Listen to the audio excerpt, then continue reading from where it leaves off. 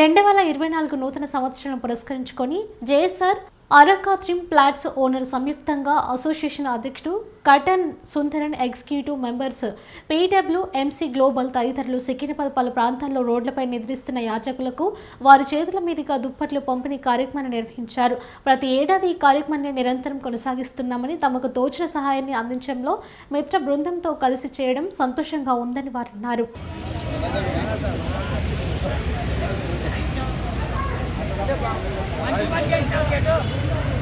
మంచి పని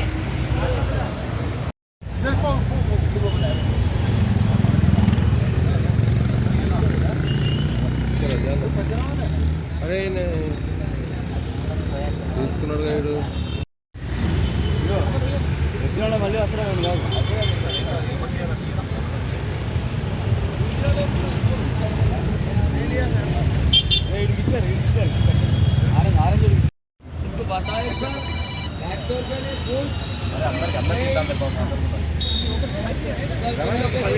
నేను బయట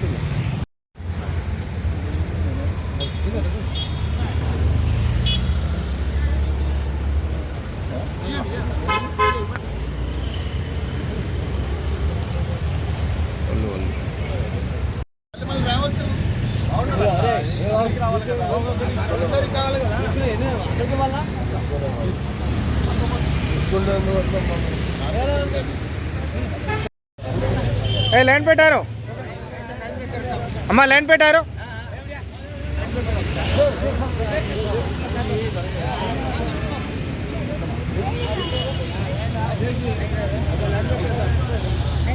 లైన్ పెట్టారు. మేమందరం జేఎస్ఆర్ అరకాత్రిమ్ నుంచి వచ్చినటువంటి అసోసియేషన్ వాళ్ళము.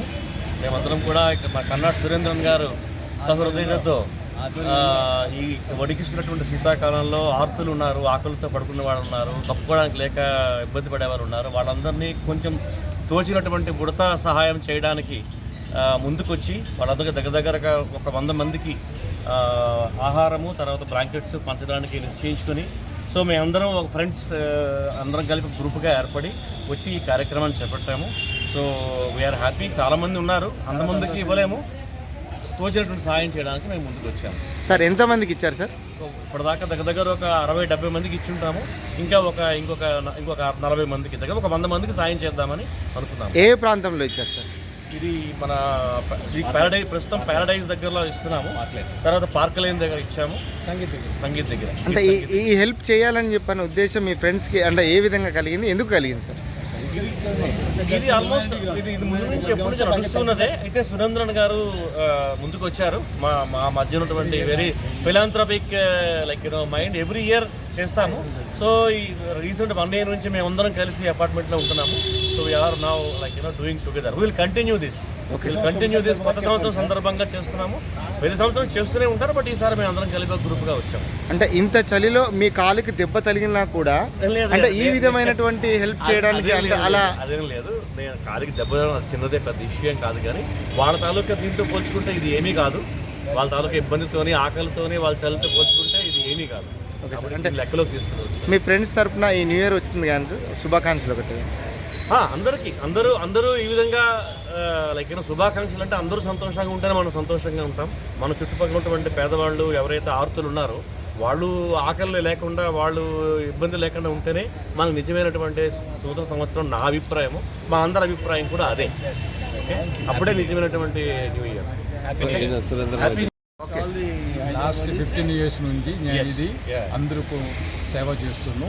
ఇది కానీ ఎవ్రీ మంత్ కూడా నేను సేవ చేస్తున్నాను. Every new year last 2 years Covid తర్వాత చేయలే. ఇప్పుడు మా అందరూ ఫ్రెండ్స్ అన్నీ కలిసి అందరికి పాపట హెల్ప్ చేయాలి మా ఉద్దేశం. Thank you.